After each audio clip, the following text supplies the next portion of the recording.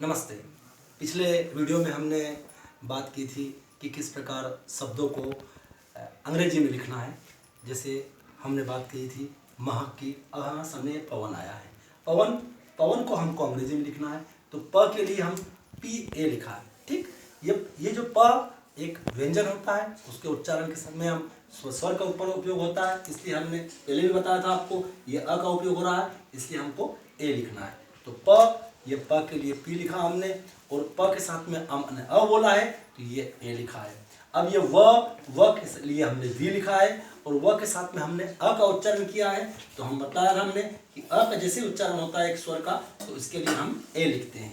ये P A V A, और आखिरी में जब न आता है तो न के साथ में हम स्वर का उच्चारण नहीं कर पाते हैं, केवल हम आखिरी में बोलते हैं पवन, इसलिए हमने यहाँ इसलिए ए नहीं लिखा है। अब आगे हम बढ़ते हैं कि हमारे पास में ये मोना शब्द आया है, ये मोना लिखा हमने, और मोना ये म के लिए हमने एम लिखा है। अब इसमें जब ओ की मात्रा आती है, अब देखिए आप, ये हमारी ओ की मात्रा है, ये ओ की मात्रा है, ये वाली ओ की मात्रा। ठीक, इस ओ की मात्रा के लिए हम लिखते हैं ओ, इसलिए हमने एम ओ लिखा है। ये न लिखा हमने, न के लिए हमने एम लिखा। अब ये न में आ की मात्रा लगी है, ये वाली आ की मात्रा, तो आ की मात्रा के लिए हमने ए लगाया। इस प्रकार ये मोना हुआ है। अब देखिए आप, ये नेहा है।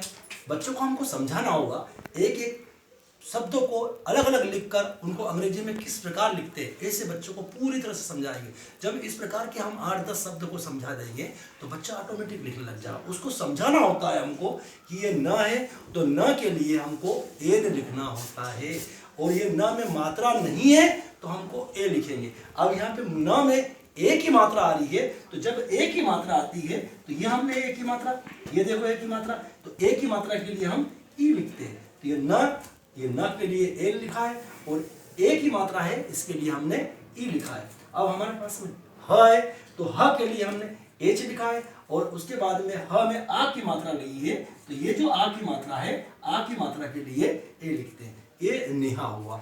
ऐसे अलग अलग हमको समझाना होता है। जैसे आप ये देखिए, ये दीपिका लिखा हुआ है, दीपिका। अब यह द है, और द में मात्रा लगी है बड़ी ई की मात्रा, कौन सी, ये वाली मात्रा लगी है। और ये जो प है, और प में लगी है छोटी ई की मात्रा, ये लगी। हमको बच्चों को समझाना होगा कि यहाँ जो द है इसमें बड़ी ई की मात्रा लगी है, और ये जो प है इसमें छोटी ई की मात्रा लगी है। तो ये जो दोनों मात्रा उसके सामने रखना होगी कि ये जो द है, ये छोटी बड़ी ई की मात्रा लगी द में, तो बड़ी ई की मात्रा के लिए हमको डबल ई लग रहा है। ये द के लिए हमने डी लिखा, और बड़ी ई की मात्रा के लिए हमने क्या लिखा है, डबल ई।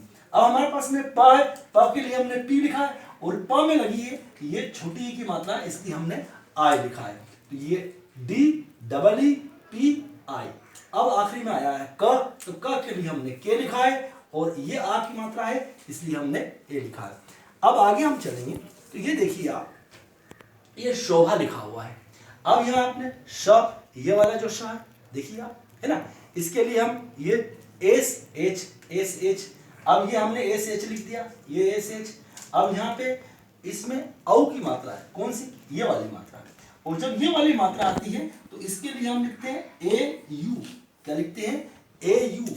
ये एस एच ए यू लिख दिया।